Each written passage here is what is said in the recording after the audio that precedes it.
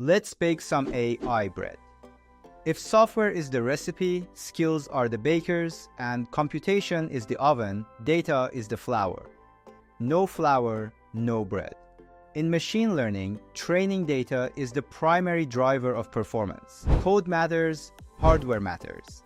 But for most modern deep learning systems, the quantity and quality of data decide who wins. This video explains why data scale changes outcomes, how data advantages compound into moats, and what this means for your budget and strategy. Hi, I'm Professor Reza's AI avatar.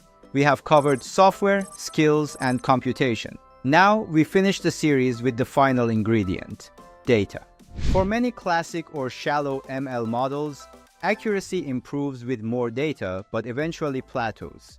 Deep learning behaves differently.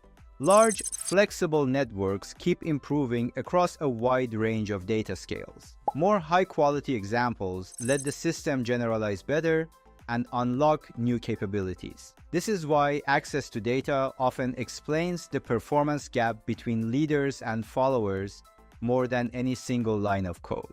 Data advantages compound. Better products attract more users. More users generate more interactions. More interactions create better training data. Better training data improves the product again. Search, recommendation, fraud detection, and autonomous systems all exhibit this loop. In markets shaped by learning curves, the data-rich can pull away from the pack. Data is not free. The main economic buckets are acquisition, labeling and curation, storage and movement, and compliance and governance. Acquisition: collect first-party events, integrate partner feeds, or purchase datasets. Each path has fees and integration work. Labeling and curation: human annotation, expert review, QA, and deduplication. Poor labels create invisible technical debt that shows up as model drift and customer churn. Storage and movement: object storage, data lake queries, egress, and pipeline orchestration. Moving terabytes repeatedly is a real cost. Compliance and governance: consent management, privacy, provenance, and retention. Bad data can be more expensive than no data.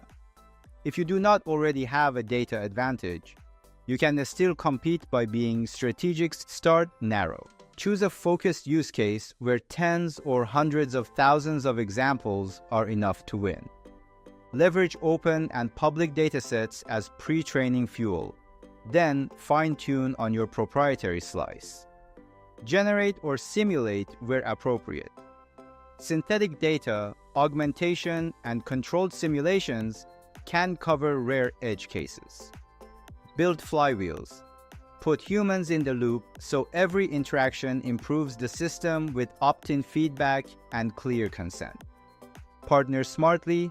Join or form data partnerships and exchanges that respect privacy and deliver mutual lift. Track quality. Measure label accuracy, coverage, freshness, and bias as first-class metrics, not afterthoughts. Spending $1 on higher quality, better targeted data can save many dollars in model engineering and support. Data decisions are capital allocation decisions. Treat data as a product with an owner, a roadmap, and clear success metrics. Data is the multiplier. It drives performance, creates moats through virtuous cycles, and must be budgeted like any other strategic asset. This concludes the 4-part series on the economics of AI. You now have a mental model for the cost stack, software, skills, computation, and data.